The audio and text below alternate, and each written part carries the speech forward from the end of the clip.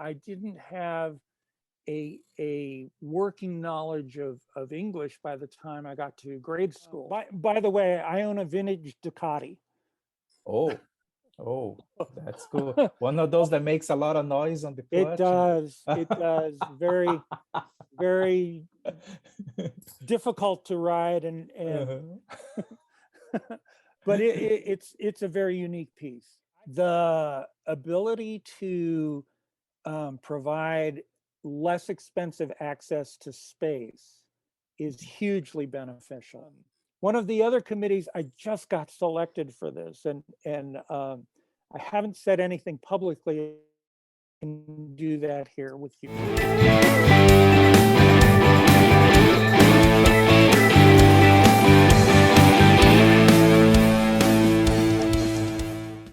Um, Al, thank you for joining us on the podcast, man. Very glad to be here. All right, yeah, I appreciate you. You took my invitation. I think you are an incredibly interesting person to talk to, and not just because of your work.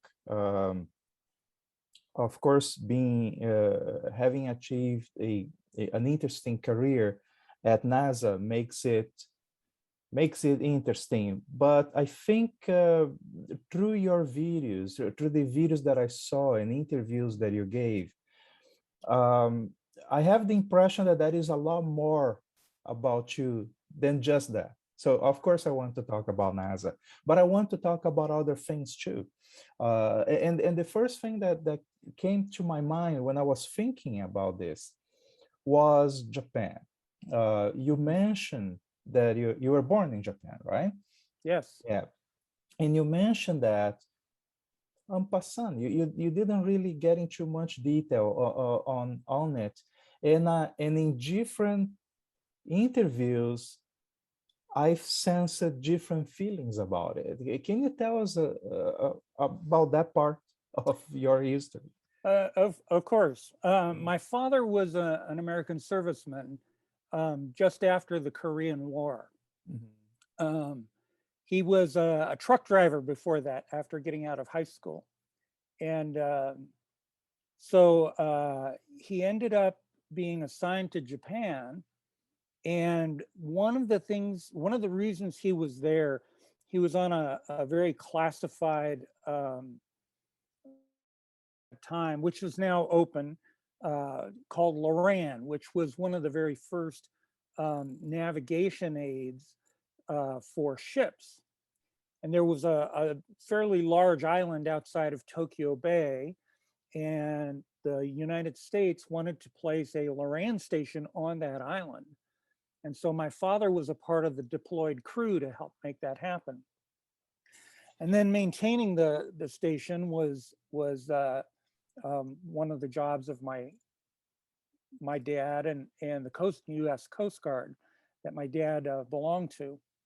And so while he was there, he met my mother, and they got married, and um, I was born a couple of years after they met. And so I was born to an American serviceman, and so I was a U.S. citizen. Yeah. Um, but my mom was Japanese, and so my dad was reassigned and ended up moving to Philadelphia, and so he filed the paperwork in order to bring his Japanese wife with him and his son. And that paperwork took about 9 months to go through, um, almost a year. Mhm. And so I came to the United States when I was very, very young. I do not remember it. But the language that we spoke in the house, because my father was away most of the time, of course, was Japanese. And so in the United States, that is a fairly large disability, not being able to speak English. Oh, so you spoke Japanese, Yes, but not English at home. not English, yes. Oh, living in Philadelphia. And so I learned English but again, my mother, who was home all the time, did not speak English either. So I didn't have a working knowledge of English by the time I got to grade school. And so my first 5 years while I was in elementary school here in the United States was to learn how to speak English correctly. And so my development was a little bit slower than most of the kids early on. And but I could do mathematics. That part Okay. made sense to me. And I That could do language that. is okay. That language was okay, yes. And so that part I learned how to do. And then of course there was another hiccup many years later. We ended up moving, and the British system of doing mathematics is much more European, and there are some subtle differences between the notations and the language that Americans use for mathematics and the language that the Europeans use for mathematics.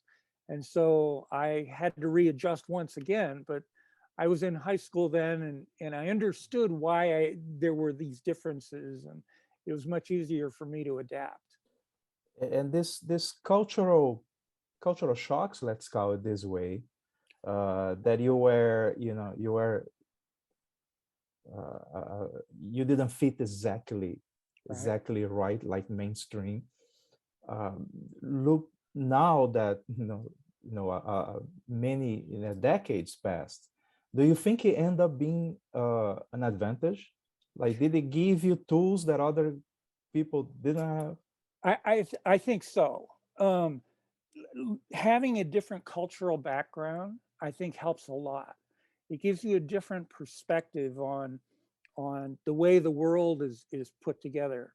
I remember our first trip back to Japan after I came to the United States, and I was 10 years old or so, and we were walking around Tokyo, and there were people who were obviously of Oriental descent walking around, but I didn't understand the language they were speaking. And so I asked my mom, who were these people? And my mom explained that they were Chinese. And of course, the United States did not have relations with China at this time. Mhm. And there was this part of my brain that thought that, of course, everywhere in the world would be the same, that the Chinese would be completely, and getting used to the idea of Chinese being walking around just like we were. They were visitors just as I was a visitor at that time. And having that experience of realizing that there were many different cultures, and the way the world was put together was a series of these, they're not very neat little boxes, but they're boxes still the same. Yeah. And you identify with that, and you're used to the ways, the customs and the traditions of the particular box that you're in. Mhm. And all of us carry that, and it's slightly different for each of us. I noticed that these cultures and different boxes end up manifesting in subtle ways sometimes. Like I used to have a Japanese girlfriend a while ago, and I always noticed how in her room and the way that she organized the house and her books, there was a certain neatness. There was a certain delicate balance on the way that she placed things, in the house. And Right. she was half a similar story in a way. Her father is American Hmm. and mother Japanese, but she moved to US after high school. So there was always a certain uh, level of detail on everything that she did, and the choices of colors of furniture and the tones of wood that she would choose. And she was not like me, a geek about wood like I am. I study carpentry. So to me, those things are evident. It's like a shoemaker meets you for the first time. He shakes your hand and look at your feet, right? It's a natural, action because of the work. I look at woodwork and mechanical stuff with tremendous interest because it's a recent thing for me, and I always notice even the calligraphy was very fine. Uh, and now looking through these very funny lenses that you put on your camera, and I'm looking at your shop, and I'm seeing woodwork that is interesting up there, and then there is a lot of books. Like if I ever visit, if I visit you, I'll do like I do with everybody. I look at your books first. Mm. I think they tell a lot about your personality and a lot about the kind of person you are. But second, I look at your workshop. I see how you organize your tools, and if things are in place. If you are like me, it's like a little bit of OCD. It will be incredibly well organized, but the way you choose to organize matters a lot. You can place your tools in different boxes based on how often do you use them. There is always that one box where it has half a dozen things that you use all the time, right? Okay. But some people will not have that box. They will still put the tools back on the rack based on their size or position, the metric here, the imperial there. Others will have a box just for the tapes, of all kinds. Mhm. So I look at that kind of thing, and while you talk, I'm also noticing that you said it's your like your library, your home library, right? Um, I'm noticing some signs there, and maybe I'm reading too much into it, but on the way that you talk, there is a certain style that I want to understand a little more. But then let me move on a little bit with education then. So you went to Europe, and then where did the idea of aviation come into your life? When I was very, very young, I was fascinated with aircraft. While I was still speaking Japanese, my parents said the third word that I learned was airplane, after mom and dad, right? Uh-huh. And then airplane. And I was things that flew at a very, very young age. Um, my dad helped cultivate that. We built my first few model aircraft. I remember a particular plastic model that we built together. And then later on, there was a small balsa wood and tissue model airplane that we built that flew. And I can remember building those and learning how to do that myself, and having a building board in my room, and learning how to build the model airplanes and what was important, the center of gravity, and Uh-huh. learning all those things. And Yes. then go ahead. No, I see a lot of videos explaining, for instance, how wings work, and how how airplanes can stay in the air and all that. And I used to think, but isn't that obvious? Like, how can someone not know that? But now I understand. Yeah, I did models when I was a kid, so so it became quite natural to understand those things. When I watch your first video, the first video that I saw of you talking about the wing and the technology you're talking about, it was like it was new information, but there was no resistance to getting it. When I saw it, it made perfect sense. And I attribute most of it not to understanding mathematics or engineering or anything like that. It's from doing models Right. when I was a kid.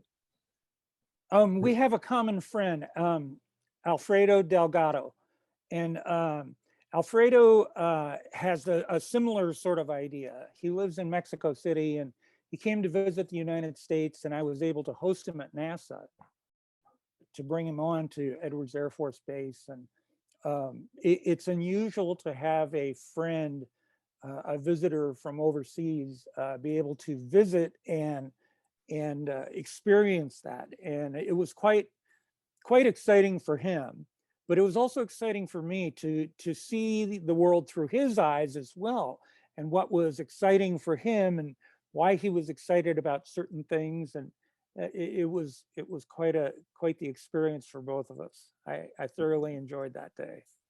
But yeah, there's having that modeling background, it makes things much easier to understand. It's funny though that I have a friend who learned to become a glider pilot, and she's a school teacher, and she doesn't have the background in mathematics or with science. And but she learned a sailplane pilot, and it took her a number of years, and I was um, encouraging her Mhm. during most of the struggles that she had. And she kept complaining about the particular language that airplane people have. They have that understanding, that common. And so if I say AOA, you immediately know I'm talking about angle of attack and what that Right, means. And it's right, the angle between the incidence and the airflow. correct. And so but she didn't have that background. And so I would start using words, and then she'd have to stop me and please explain this particular word. Uh-huh. And eventually, of course, now she speaks the language very, very well. And other people have to do this with her when she's trying to communicate with her students what it is to fly. And she's responsible for the sailplane program that the high school where she teaches. Mhm. And so she introduces young people to sailplanes now, which is Wow. very, very cool. Yeah, I have been the earliest memory I have of an airplane was being on one flying, like it was a two engine little, I don't know what model, but I was probably around 4 or 5. It's a very vague memory because it's so early. Right. But I remember being flying. And I remember not being afraid, being actually excited about it. And then the model aircraft came right after. And when I was 11 or 12, I started occasionally doing the very long walk from home to the local airport. It was a little town, and that there was this airport. There was always something happening there, and they had a small club of the local pilots, and they would be flying things. And I would sit close to the end of the runway, just across the road, and watch the aircraft. Then later, as like as a 16, 17, as I moved to a bigger city, I would visit the airport and just hang out there, looking at the aircraft. So there was always an admiration, a curiosity about it. I would, when I had a chance to come close to an aircraft, I would be looking at uh, the technical things. I would see there are all these tubes and wires and connections, and why this color here, and those stencil things written all over the place. Don't do this, don't do that. And it was always fascinating. No matter what I understood or I didn't understand, all of it was fascinating. Mm. And that was a rabbit hole that took years of travel to get to the other end of it. Right. But at some point I noticed in your stories as well that you got interested in how's it called, the delta wings, the uh, that crazy thing that you jump out of mountains with it, Yeah, hang gliders. the hang glider. Yeah. Somehow I missed the word for a moment. So the hang gliding, and please tell me about that. Or Well, so after my father got out of the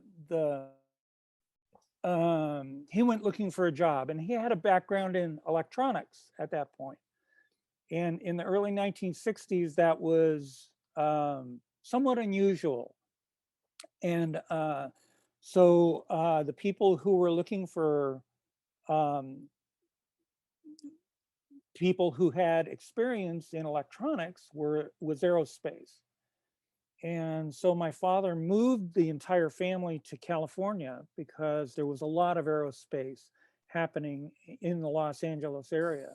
Right. And so he got a job with a new company called TRW. And TRW was responsible for a number of spacecraft very early on. And they were still figuring out how to put spacecraft together and make them function. And TRW was very, did a lot of foundational and fundamental work on spacecraft early on. And my father was a part of that organization.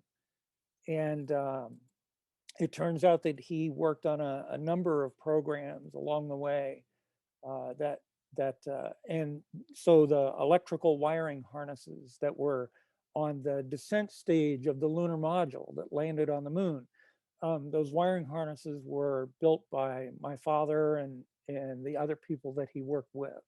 Mm-hmm. And so I'm growing up here in Southern California, and there's this new sport that comes out, and these people are jumping off of the sides of hills and gliding down to the bottom of the hill.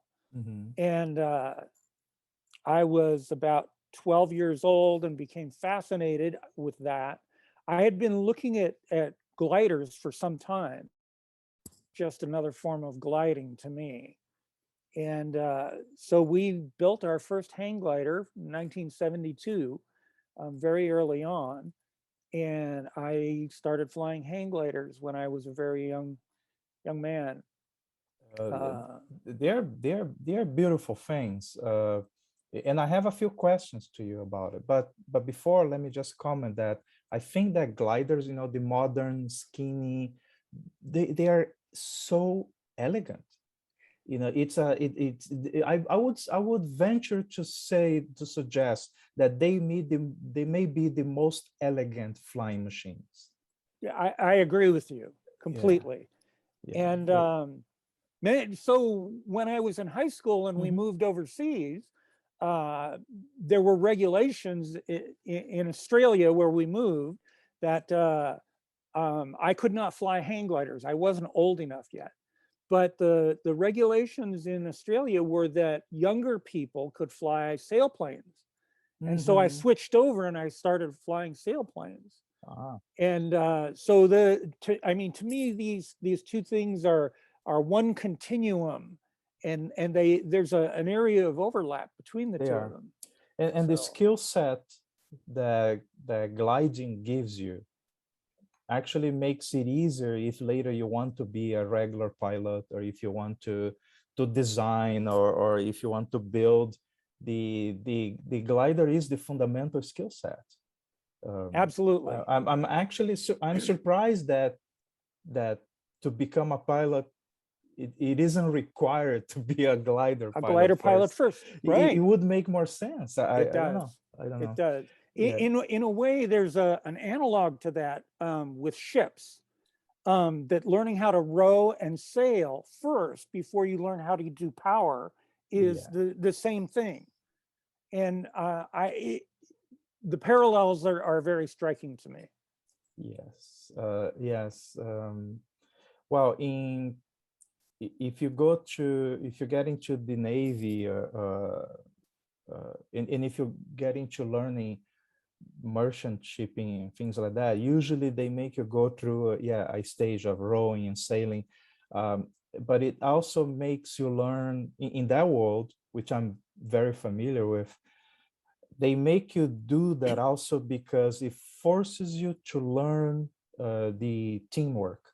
Mhm. Because in a larger sailboat, well, even in a small one, it's a tremendous exercise in applied teamwork.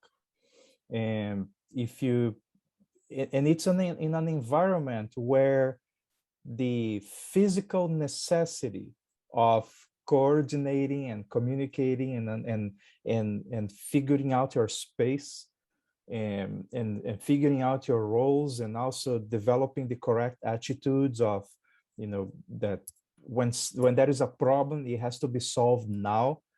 you Right. know there is no labor regulation, there are no rights, there are no, no privileges. No, you get dirty and you solve it now, because Exactly. otherwise it's unforgiving. So that is also a phase of learning, uh, to be a captain one day. But then on the Delta wing, I wanted to ask you something a little more specific, which is, when you're flying an airplane, uh, uh, we, especially as kids, we have this image that the pilot is like a driver, that he gets the airplane and he's looking through the windshield and he's deciding, I'm going there, and then he goes, right? But that's not how flying works. Flying is not really a spontaneous activity. It's a pre-planned activity, that even when you decide to do something that is apparently spontaneous, it is within certain boundaries, that you choose a range of actions that you consider relatively reasonably safe, and you say, okay, if I get, while I am into this valley up to this altitude, I can just goof around, but I need to always make sure that I have a way out. I need to make sure that I have enough altitude to recover. So in that sense, it's not spontaneous, it's pre-planned. While when you get into your car, you just get into your car and go driving. You get into a small powerboat, you just go driving. It's totally spontaneous. So in flying an aircraft, especially flying an aircraft that has only one engine, because you are on the last engine, uh, you are always going from one landing zone to another. You're thinking, okay, if I on takeoff, you already have the plan of how do you go around, right? Or how do you recover if you cannot go around, where you're going to land. So you need to know where are places that are flat, soft, and cheap, so you can put the airplane there. But then as you are going through towards your destination, you're also thinking, okay, now I reach the point that if I have an emergency, I can land there in that airfield. Right. If I have an emergency now, I have to land on that beach. If I have an emergency now, that is that farm. You're always going from one possible scenario to another, right? And you're always working within like in an aircraft. If you just do something stupid, like if you just put it at a certain angle, you may not be able to recover it. You may not have enough time to recover before you meet the earth, or you may not have enough time to recover before the aircraft breaks apart, right? So you are always working within these limits. But in the hang glider, the impression that I have is that it is very spontaneous. Am I wrong? It is more spontaneous. It is not completely without Mhm, the some of the things that you've described. mhm, Um, as you were describing the ability to plan ahead and know, should this happen, mhm, what contingencies you could have in your filed away so that you would know what to do in that particular situation. Um, I've noticed that when certain things go wrong, the ability to understand what is going on and to compensate for those things, and what contingencies you have available, um, that helps along the way if you have some margin that you've put in. There's also the point at which you realize that you may have to violate that rule, and you're aware of that, and you do a risk assessment Mhm. of, I have to cross this particular area where I don't have a place to land. And so you're very cautious about the way you approach that, or you minimize that by going down this way further and then cutting back across it, because that's the shortest flight path in which you don't have those options. The ability to see those things and understand those things. Yeah. And hang gliding is somewhat like that. Um, the landing zone is again, once one of those things that you kind of carry along with you. You can have a much smaller landing area than if you were to flying a sailplane by comparison. But you still carry that along with you if you're on a cross country. And there are times when we have an area north of here in the Owens Valley, which is it's very famous for sailplanes, but a little bit less so for hang gliders, although many hang glider flights have been made there, long distance cross country hang glider flights. And there are certain regions of the Owens Valley that do not have landable terrain, even for hang gliders. And the hang glider pilots, when they talk to each other about flying in that area, they talk about these areas, and everyone is well aware that there are certain areas that are more challenging to fly Mhm. over than others. Yeah. And everyone has this understanding. You when you get to a new flying site in a hang glider and you're looking at things, understanding where the difficulties on launch are. I remember one particular place, it was the very first flight I had made there, and I was getting help from someone at the launch site. And he made a comment that down to the right after the launch, there's a large stump that sticks up. And his comment was, make sure you miss the stump. Mhm. And he said it's over here on this side. And as we were coming up to the launch, and useful information. And so as soon as I got into the air, sure enough, there was a stump right there. And because of the way we had set up, there was no problem for me. It was very easy for me to avoid that.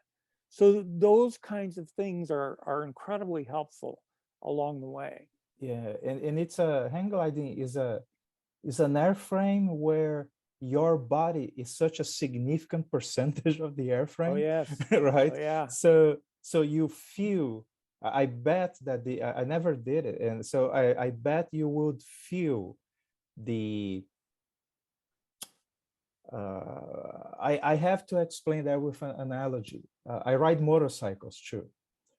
Uh, on a motorcycle, you are very aware of your surroundings. You are Yes. feeling it, the Yes. wind, the every bump on the road, the smell of the truck, and you can, your senses are much more uh, aware of everything that is going on, including vehicles that are behind and around, in a way that it's impossible and doesn't make any sense in a car. You are really there.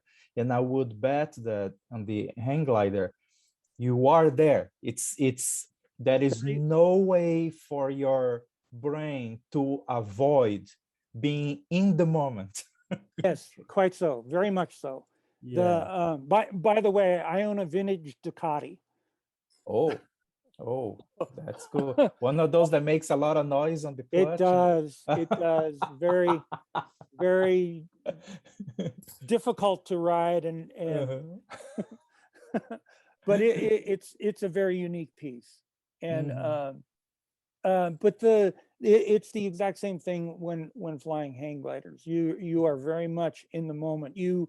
Because of the way you fly, you don't think about the wing as being something that you're attached to. It's a much more, um, you are flying. Mhm.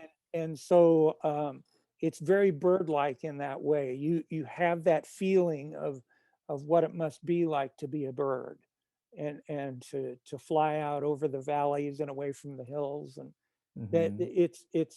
it has a very strong feeling of that. And then there is soaring, right? The which to me I would describe, and please correct me if I am too ignorant about it. I describe as the fine art of flying models or real airplanes, like around the edge of a cliff, using, taking advantage of the air currents, and some of it allows you to fly at incredible speeds as well. That there is a Yes, lot of, it's a very yes, particular, interesting field of flying. And you're into that too, right? yes. Because of my sailplane experience background, um, after I graduated from high school and came back to the United States, I went to university here in the United States. And my parents stayed in Australia for another few years. So there were a couple of years there where I didn't have a home, which was a little unusual. Um, but yeah, so because of my association with both hang gliders and with sailplanes, I connected myself with the soaring um, organizations that were local. And of course, once I started my career, I found the local soaring organization here, which is also a fairly well known and well established in the soaring community. Um, the big place here in Southern California used to be a dry lake out to the east of where I live now, called El Mirage. And it was a very well-known flying site. Unfortunately, the people were flying off of was a private field, and it was eventually lost. And so El Mirage as a flying area shut down, and the center of gravity moved away to a few miles to the north of where I'm at, to a very small town called Tehachapi. And the there was a small group of people that wanted to build their own sailplanes and in Tehachapi, and they formed an organization where they wanted to figure out how to build these aircraft. And so they formed an organization called the Experimental Soaring Association. And it was an arm of the Soaring Society of America. And because they were building their own aircraft, they had a workshop every year. And it was in the fall, early in the fall of every year. And in fact, this coming weekend is the workshop once again. And I started attending about, it may have been the late 80s or very early 1990s. Um, and I was there about a decade and became very ingrained with the people that were there. There were some quite famous people who would show up fairly frequently. Alex Kozloff was a very famous sailor, was responsible for some of the work done on America's Cup boats. And Kozloff was a regular person there. Paul McCready, world soaring champion twice in the 1950s. Exceptional soaring pilot. Paul also showed up.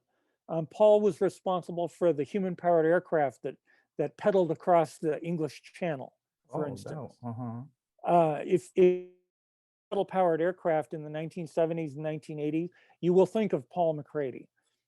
Paul is no longer with us, but his son and I are still friends. Uh-huh. Um, and by the way, also hang glider pilots. Uh, Right. and the very first time I met Paul, I was actually flying hang gliders with his son.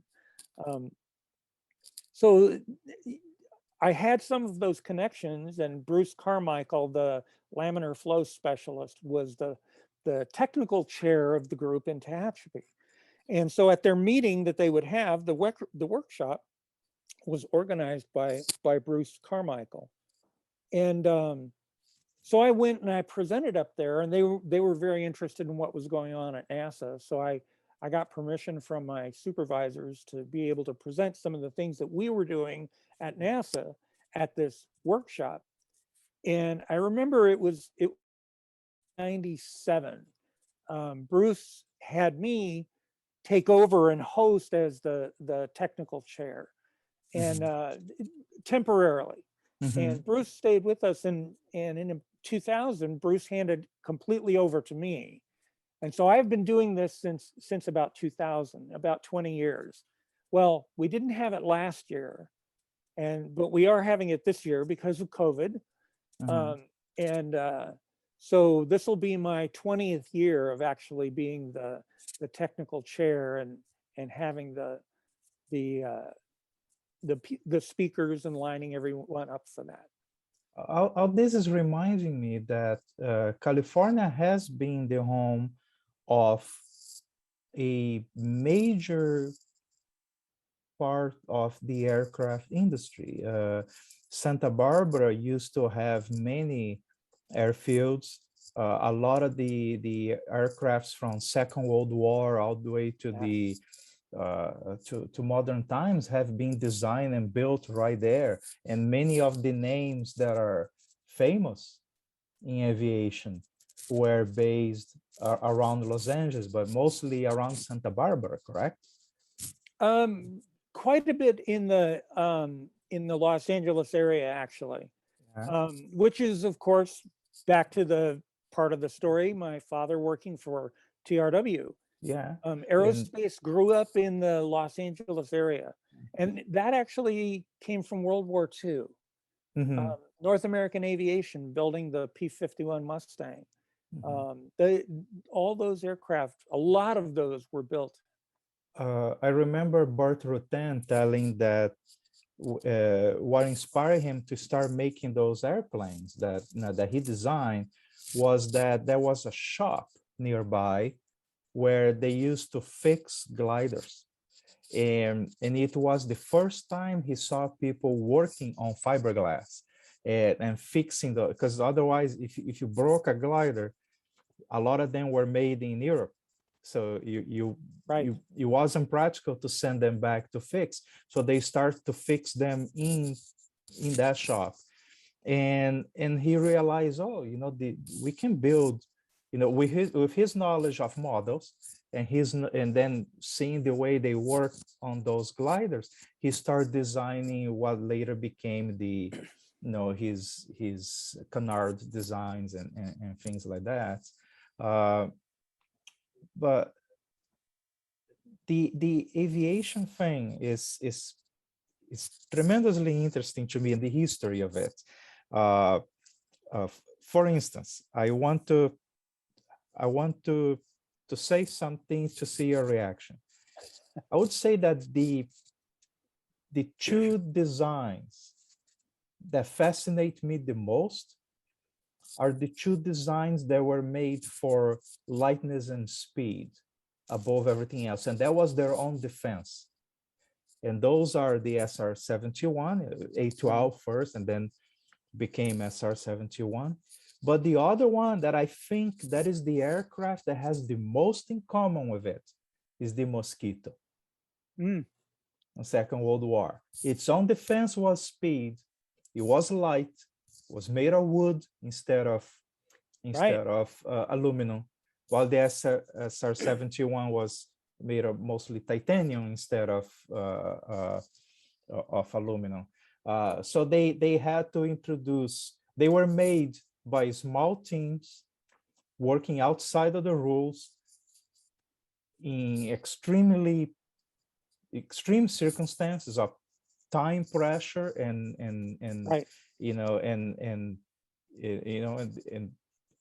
with being led by, I would call them now visionaries, but maybe that's not the best word. Their project leaders were out of the mainstream, right? Very much so. The Skunk Works was completely out of mainstream. De Havilland was trying to do something with the material he had left, which is, at that time, all metals were in short supply during the war. So it's all okay. We have a lot of carpenters and piano makers here. Let's use wood, right? And also they could spread the production all over England, so it wasn't easy to destroy it. Uh, so I one of my dreams is one day to see a mosquito, and because I have seen an SR-71. But I want to see a mosquito, and then I want to see it flying. And there are just a few. I think it's like 3 or 4 in the world, something like that.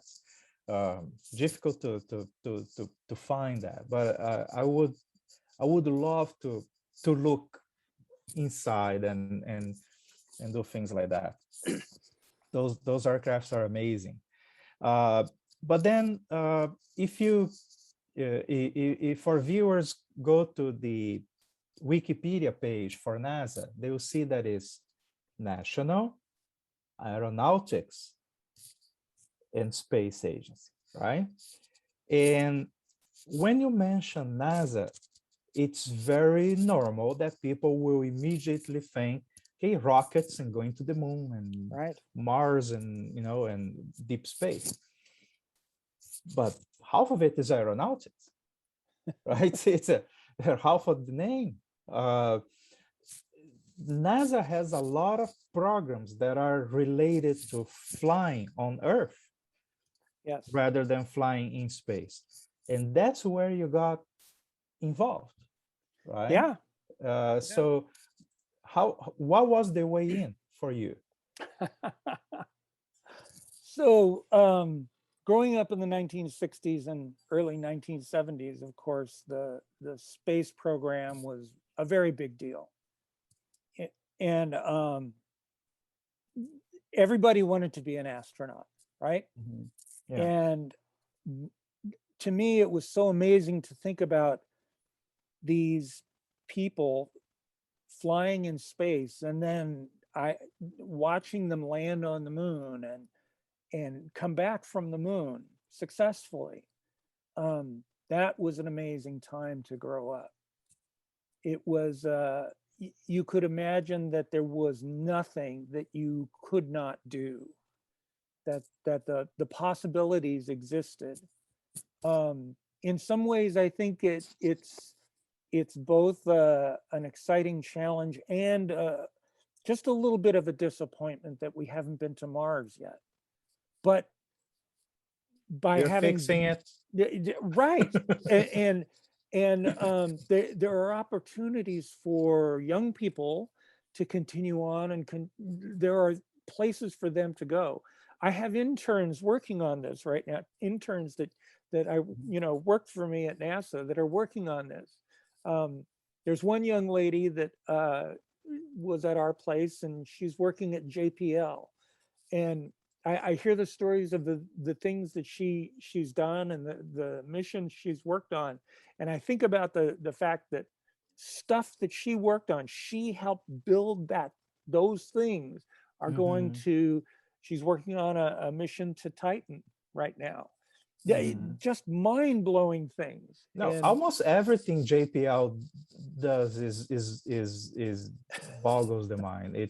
I call yeah, them a big warehouse full of engineers and no adult supervision. So they that's do right. things that others consider impossible, and they are building craft that are going way beyond what anybody could dream of them, Right. like making rovers. uh, Think about this, like that is that Louis C.K. joke that he says that when you are in an aircraft, you are sitting in a chair in the sky. That's how amazing it is, right? But now think of this. We have autonomous, not remote control, we have autonomous drones roaming the surface of Mars, and there is a little flying drone there. Some of those equipment were designed to operate for at least 90 days, and they work for more than 10 years. Yeah. It's an absurd level of achievement. To me, that's like I know it's not run like Skunk Works, but to me, the impact of it, the psychological impact of what they have done is similar. So yeah, I would say GPL is just a bunch of badasses, and I would love to talk to more people about it. Yeah. And yeah, Yeah. so how was what? So we were talking. I'm sorry to interrupt you. We were talking about your way in. Yeah. And so I came back to the United States for university, and along the way, I had kind of lost that dream of working for NASA someday. And but it was still there. And the when I had finished my degree, my bachelor's degree in engineering, and I didn't know what to do. And just on a whim, I turned in an application for graduate school. And there were not many jobs in aerospace at that time, late 1970s. And so I went to graduate school, and there was a program that was actually funded by NASA where NASA would pay for your master's degree if you would work on some area of research that was of interest to NASA. And so I signed up for that program and I got in. Mhm. And so the closest NASA organization was out here at Edwards Air Force Base, the Flight Research Center for NASA. And so my professor and I got in a vehicle and we came out and we talked to the group, and I mentioned that I was interested in aerodynamics and fluid flow. And so we talked to the supervisor of the fluid flow group, and we're having this conversation about what I was interested in and what they were working on. They said, we have this new computer program. It was written by a NASA guy and a professor in Germany. And we it would be useful to us if someone would test the program out to tell us where it worked and where it didn't, and how well it worked in various Mhm. places. And it designed airfoils. This is what it was. And I said, that would be very much of interest to me. Mhm. And so they said, okay. And so NASA ended up paying for me to get my master's degree. And the piece of research that I was working on was for a Professor Richard Epler, and it was the profile computer code. And it was the very first computer code that would do what are called inverse methods for airfoils. You tell it what you want for the flow, and then the computer code would tell you the shape that gives you that flow. Did those NACA profiles already exist at that They time, did. or okay? So Very, it would yeah. so would it choose a profile from that list, or would it just design a profile and then later you go and see what does that match? So it turns out that there are limitations to the NACA profiles that are out there. They're Okay. very, very old profiles, and they were made for, and they operated over very, very limited ranges. The Epler code allows you to freeform design whatever you want. Ah. And if you want a very broadband airfoil, it can do that for you much better than the old profiles that existed. So this was a huge improvement in that particular way. Um, and it turns out that, and I did not know this, Epler was incredibly famous because his professor had been a student of Ludwig Prandtl. Oh. And so there's this connection, and I ended up working for Professor Epler in solving this particular problem. And after I was all done, we wrote up what I had done for my master's research, and it became a NASA report. And that was my It turns out it was my second NASA report. One other report that I had done came out before that. So at the end of all this, and I completed all my master's work and finished off the requirements for my master's degree, and NASA offered me a job.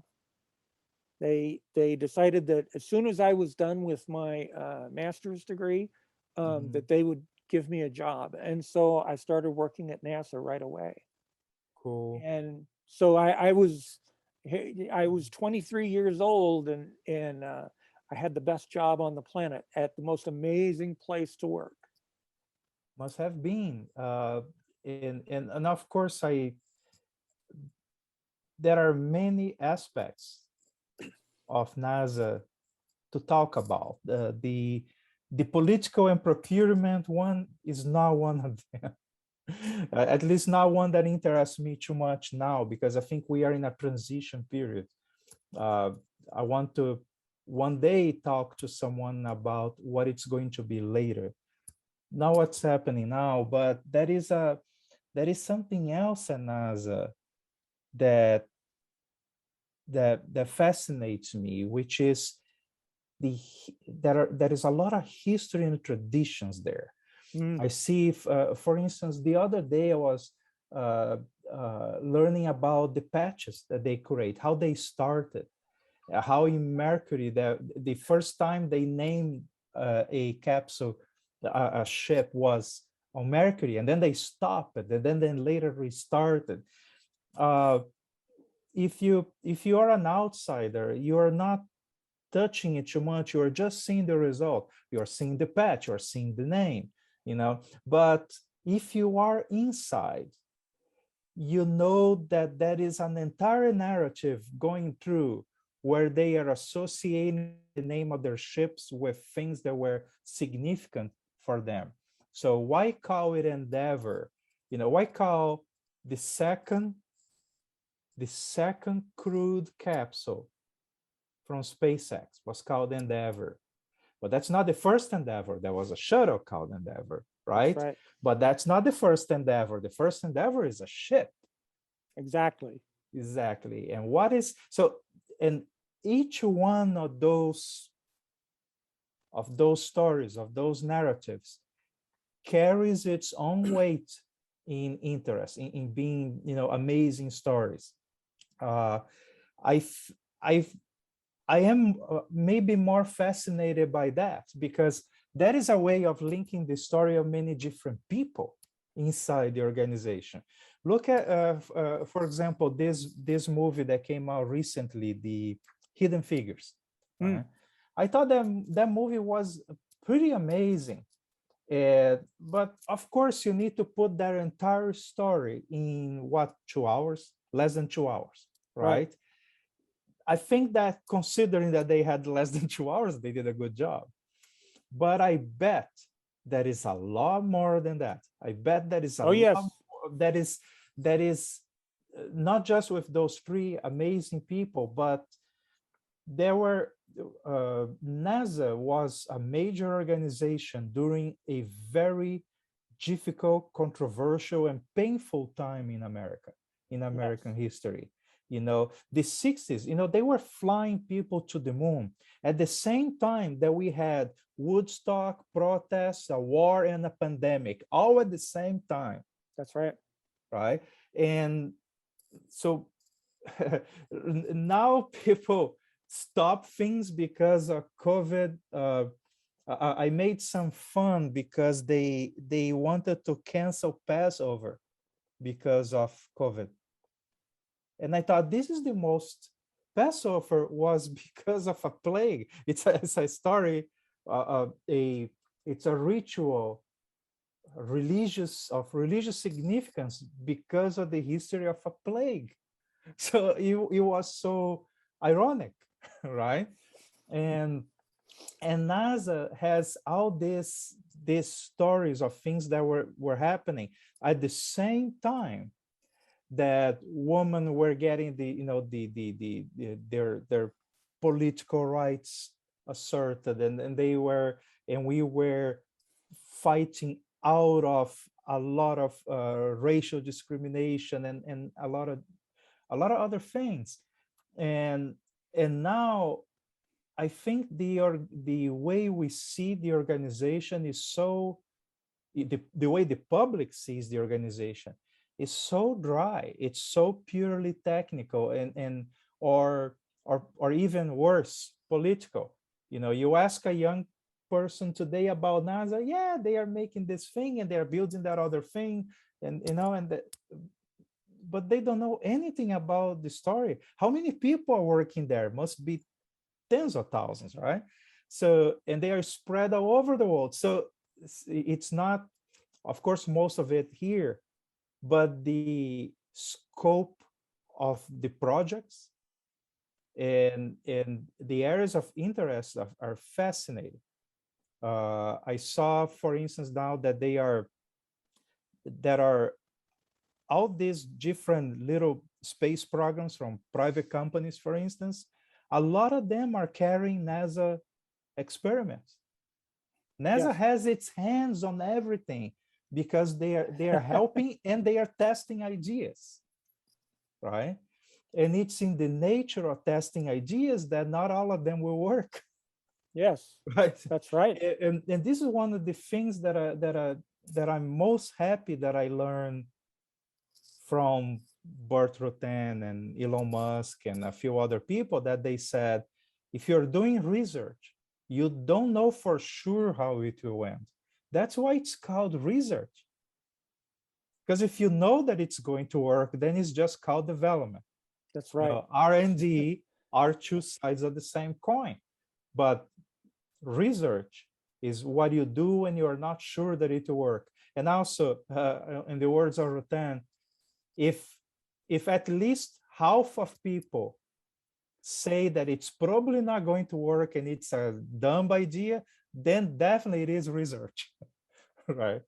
That's when you know that you may have a breakthrough, right? I find all that fascinating, and I would like to have the general impression you have about new space. I talk. I have a syndrome that if my friends let me, I talk about SpaceX nonstop for 30 minutes, and that drives everybody out of the room. But it's not just SpaceX. It's a lot of companies and a lot of people are interested in space anew. That is I feel that is a new enthusiasm for that, at least on the internet. But from your point of view, being inside, how are you feeling it? I think it was a great thing. The ability to provide less expensive access to space is hugely beneficial.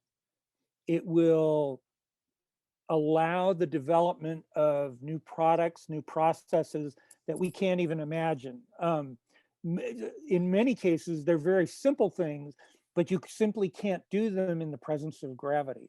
Mhm. And by being in a microgravity environment, you can now create things that you can't create here on the surface of the Earth.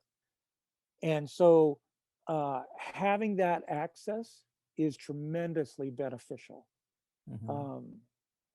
I think we're going to see a lot of development as the costs of being able to do things in space come down. Places like SpaceX are hugely beneficial in ways that we can't even imagine. Much like the electronics revolution that came out of being able to go to the moon. We don't realize how much the compute power that even allows us to be able to do the things we're doing, like right now, a Zoom call.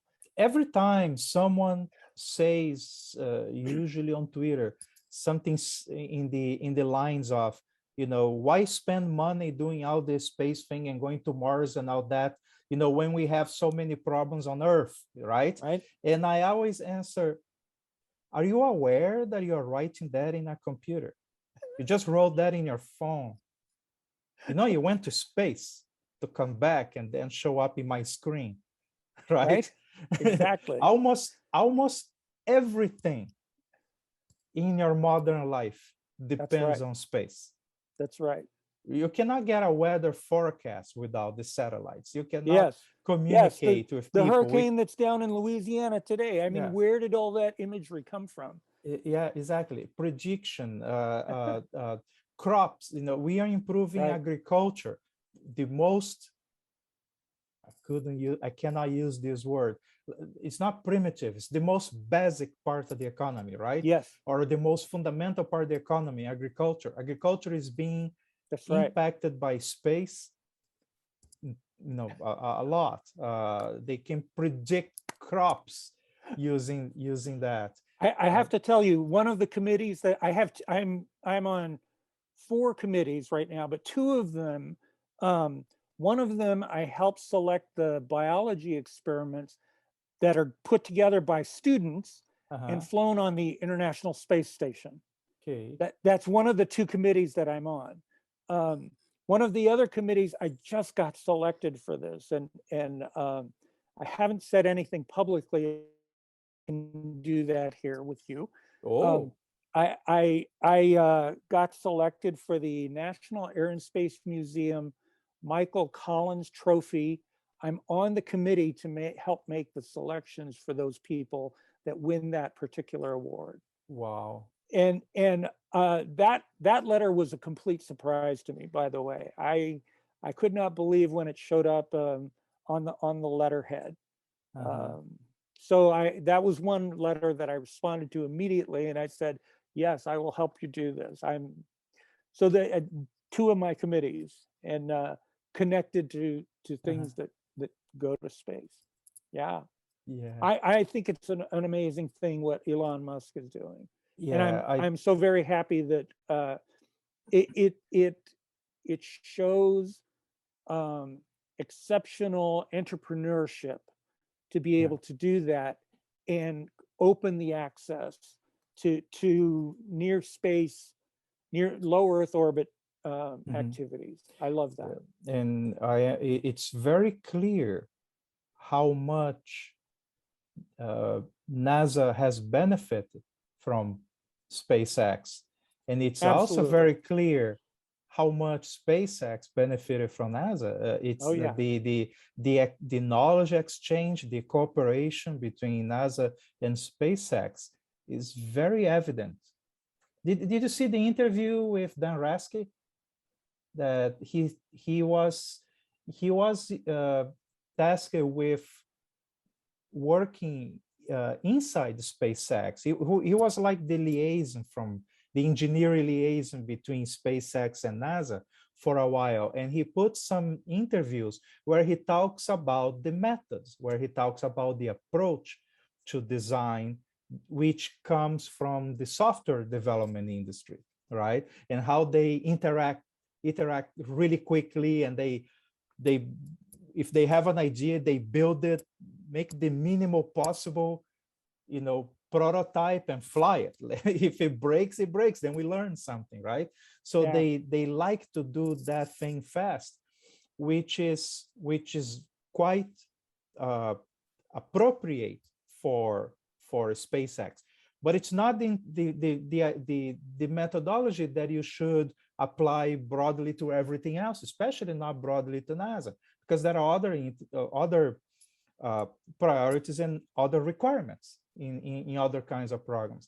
But he showed how for the engineers at NASA, how they understand and they value Mm. the approach and the opportunities that it creates, and how SpaceX gets so much knowledge from NASA, and they can test things, and they can sometimes use the experience that already exists. Yeah. So I find that amazing. I have Eh, not seen the interview with Dan Rasky. oh I yeah, know I Dan I Rasky. recommend. Yeah, I know. I I'll would have to guess so.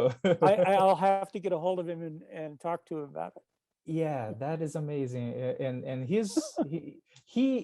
is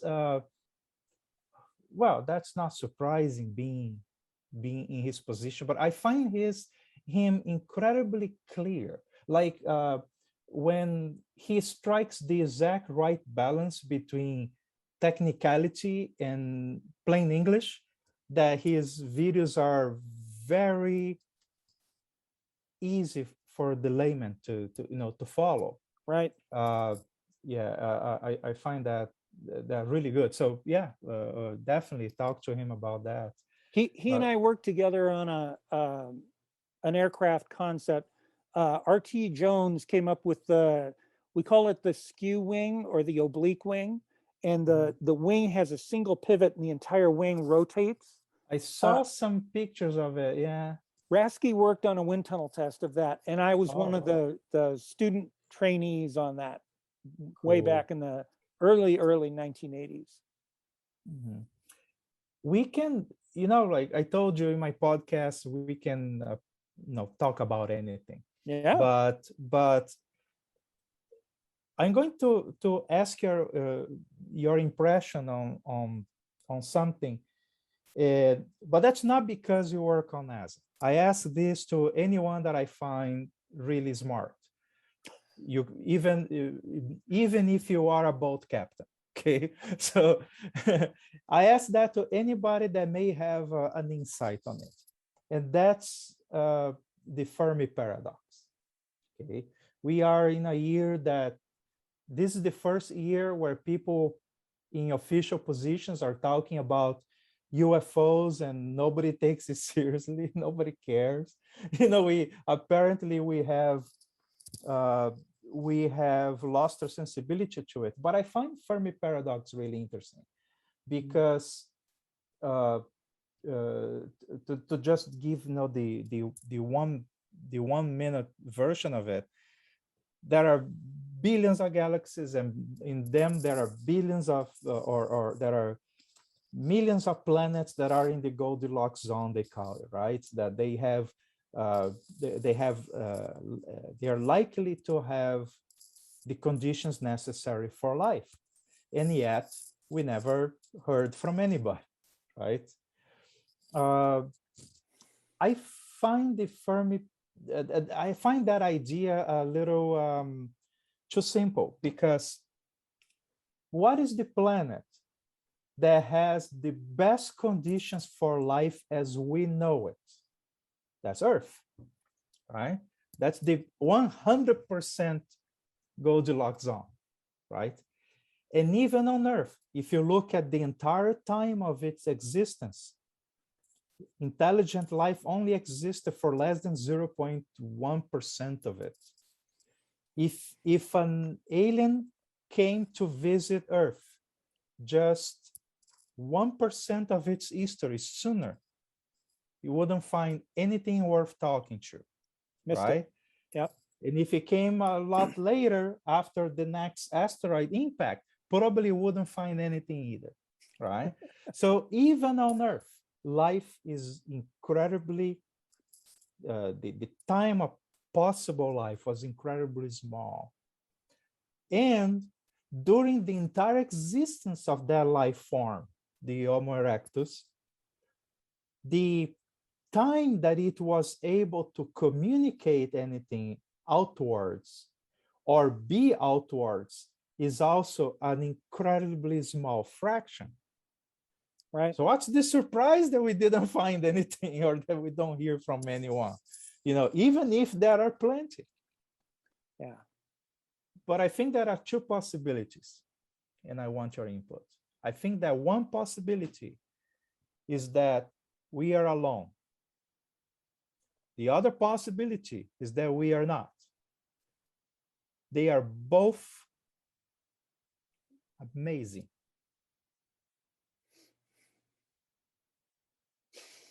I would agree with you that both possibilities are incredible. If you look at how everything had to line up in order to allow us to be here right now having Yeah. this conversation, it's quite miraculous that we are able to be at this place, It's to have this extraordinary. extraordinary. Yeah. At the same time, if you look at how many of those things had to exactly line up to get us here, it's quite extraordinary. that it didn't, that it wouldn't have missed, right? It could have been that the universe would just have been just a jumble of rocks for its entire existence. Mm-hmm.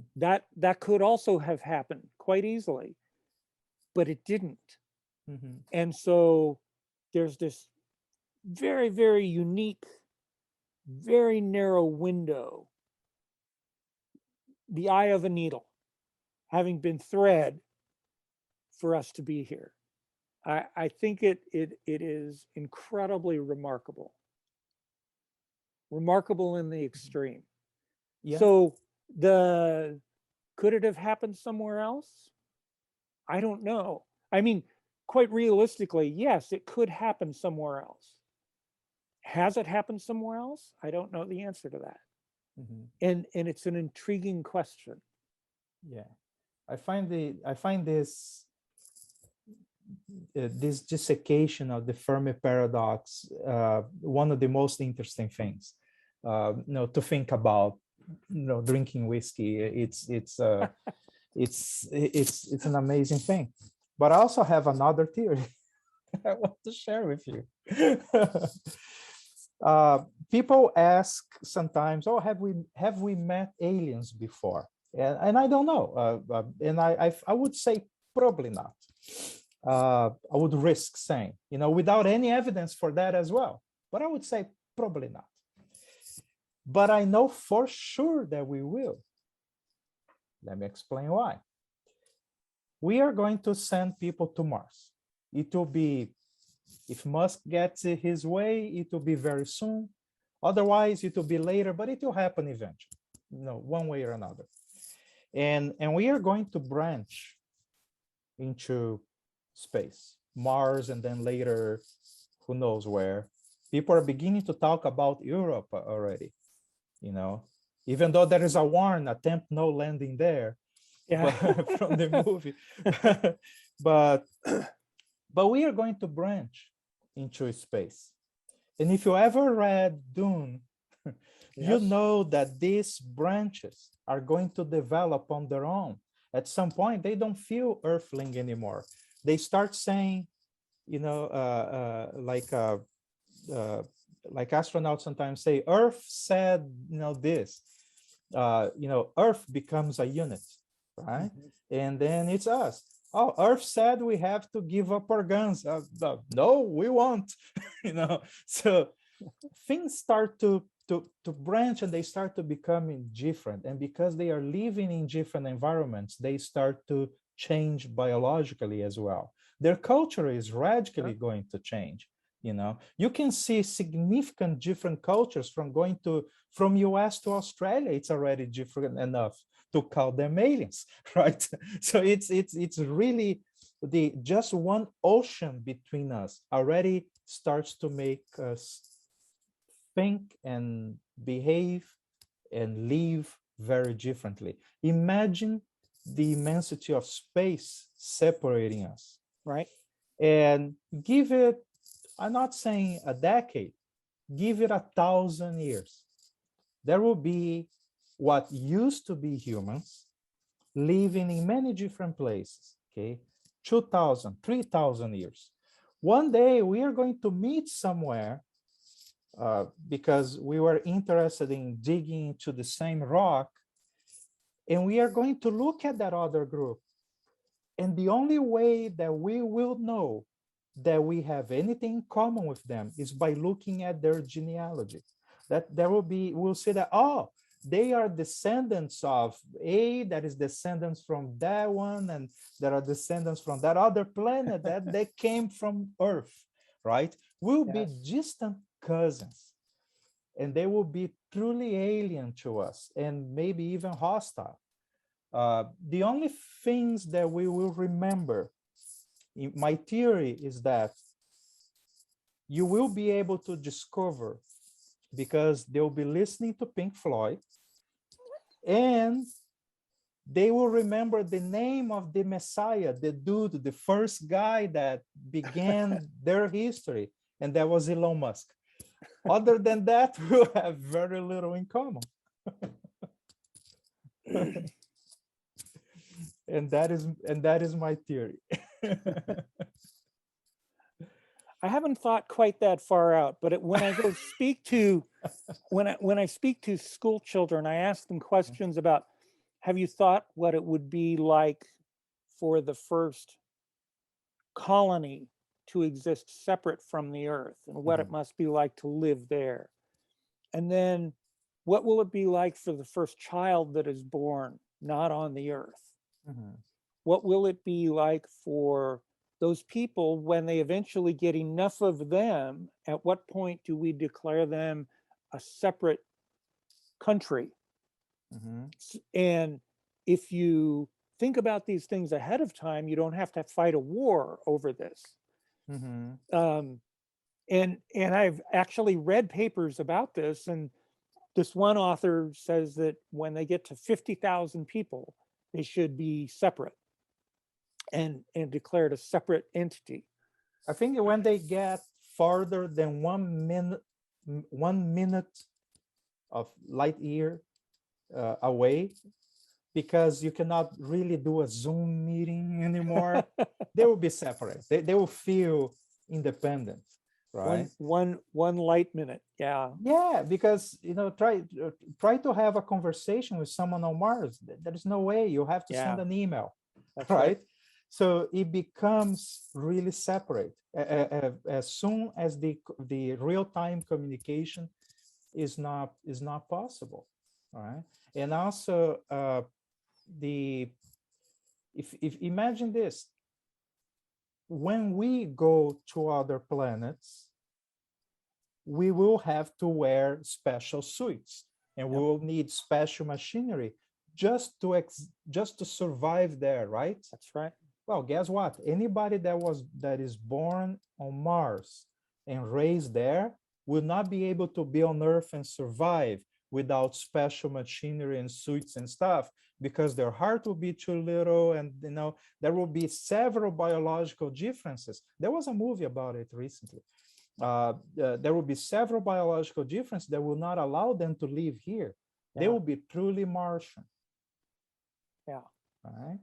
And and I think we will feel that in a way we are the same. There will be immense cultural effects for us and for them, and I think that life is going to be more interesting. It will be more rich. Oh, We are without doubt. we are living in a very special time, and by that I mean me and you. If you were born 50 years earlier, uh, at the age that you were actually going to school and learning things, if it was 50 years earlier, you would be plowing the fields, right? Your life would be a lot more brutish, and there would be the chances that you would be so far up in the elite that you would get a good education, those chances would be minimal. And you would probably die of some mundane disease, in the turn of the century. But now, instead, you have access to all of it, to the supercomputers and modern medicine, and the possibility of dreaming about a much better future. And also, you spent about half of your life having to walk to the library.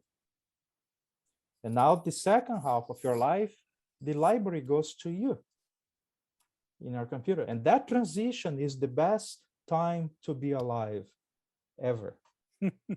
I believe we are enjoying the best of both worlds. But if you were born 50 years later, you would be a millennial, and my opinion of millennials is varies a lot. But my opinion of millennials has some comedy value. But when you look at this, at the people that are innovating and creating and studying and doing some amazing things, they are millennials, right? Your students are millennials. Absolutely. No, the kids that are making if you walk into the research labs for SpaceX or Astra or many Rocket Lab, it's full of 20-year-olds, right? Usually there is one older person there, adult supervision, I call it. Yeah, but most of them are in their 20s. They're the Yeah. ones building it. You know, it's Yep. not going to be us building anything to go to Mars. It's going to be them, and we'll just enjoy the show. Quite so. Yeah. Quite so. I have a baby granddaughter. She was born a month ago. She's 1 month old. And I think about the things that will happen in her lifetime. The population on the Earth will peak and start to come back down. Yeah, it's already like it's about Right? to turn, right? Right? Already. Gasoline powered cars will disappear in her lifetime. Mhm. There are a lot of very unique things that are going to happen in this next 60 to 80 years. Yeah, but think about it. Let's not even mention her lifetime. Let's talk about our lifetime for a moment. During our lifetime, gasoline cars will be something that you have for the love of it, for the same reason that you may Yes. have a mechanical watch, because it's an amazing piece of engineering, right? Right? I joke, I say that the aliens 3,000 years from now will be listening to Pink Floyd. I think it's true because it's great music. Yeah, there you go. Because it's great music. You Yes. know, there some things will endure. Just like owning a horse, some people still have it because of the beauty of it, because of certain values and certain pleasures and interests associated with that. It's not because people need a horse to go to the bank, right? It's for other reasons. And I think that the gasoline car, the motorcycle, your old Ducati, Yeah. your old Ducati is going to be much more valuable 100 years from now than it is today, right? I'm keeping my old motorcycle, which is 20, now it's 18 years old. I have a Honda Valkyrie. Mm. I'll probably never sell that bike. You know, even when it doesn't work anymore, I'll keep it. Or one day I'll restore it. You know, when it's worth $1 million, then I'll restore it. So even during our lifetime, we may see the day where you go out in a city like Los Angeles and you cannot feel any dirt in the air. Mm. Right? Because right now you can cut the air with a spoon over there, but I think that if maybe in our lifetime the air will be clean, maybe in our lifetime the idea of burning coal in the West will be considered really, really weird. You know, people will be making documentaries about how they used to do. You know, Right. uh, Right. yeah, the abundance of power will definitely happen during our lifetime. And by abundance of power, I mean we'll be producing so much more than we need that then we can take those peak times where the demand is low, and we'll see, okay, what can we do with all this extra power? Okay, let's desalinate water. Let's, you know, Right. smelt metals with that and do all things that we used to do with coal. And I think that the computer, the handheld computer that we have today, will disappear during our lifetime. It will merge into other things. You know, it will merge into your watch, into your Right. Apple Watch. It will merge into your car. You just tell your car, well, you already do it. You know, if you have a car that is modern enough, you just say, go to Chick-fil-A, and it goes, you know, and it drives, right? You are still so hangover, you cannot see the road very well, but the car can, right? A lot of those things we will enjoy.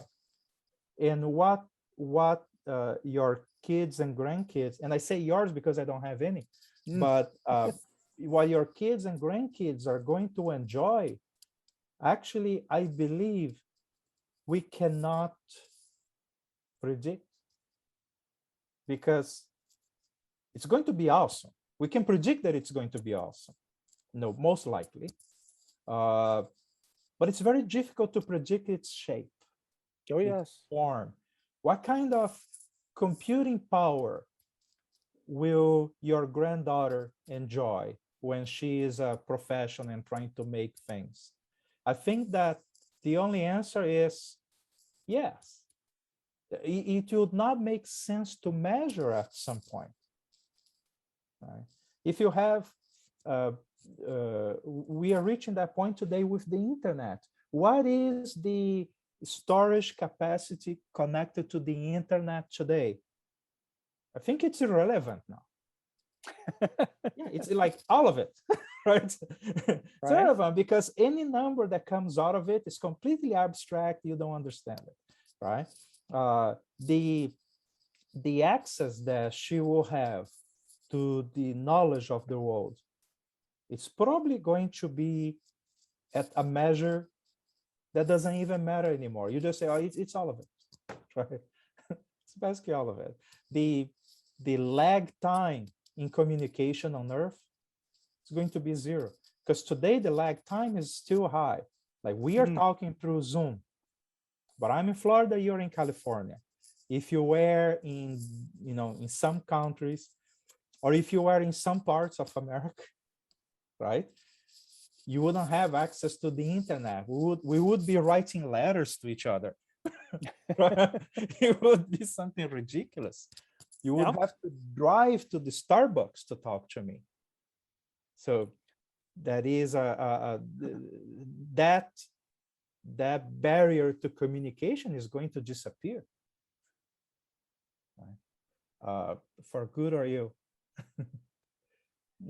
And I also think that she's not going to have any privacy, which is good and bad. For safety, for health, for several things, it's good. But I grew up in a lifestyle of individual freedom and some illusions about libertarianism that are not going to be real in the future.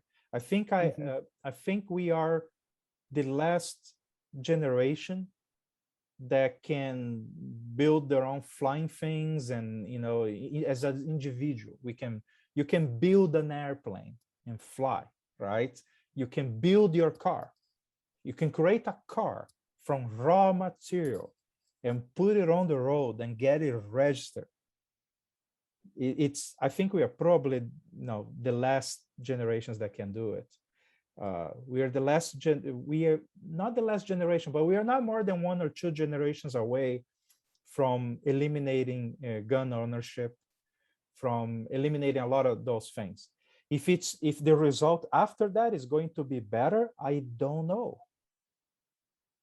And it's difficult to imagine, but I like, because life has been improving so much in every way that we care to measure, from child mortality to availability of energy.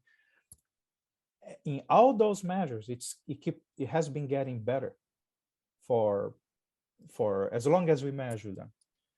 I think they will keep getting better. So your granddaughter will find a world that is much better than ours. Most probably, if we don't screw it up before that. that is some risk.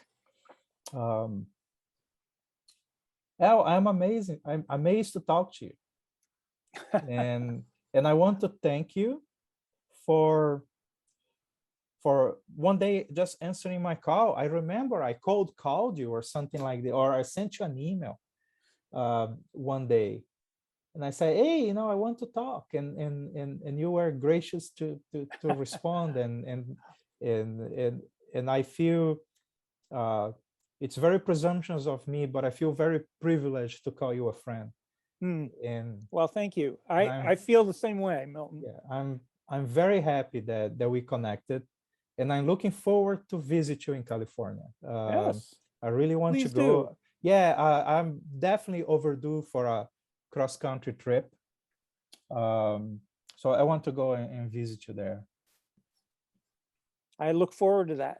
All right. And I know we'll have many, many good conversations Definitely. in the future. Definitely we will. Yeah. All right. Al, I'm going to let you go. Thank you so much. All right, sir. And I'll be looking forward to our funny talks online. Outstanding. All right.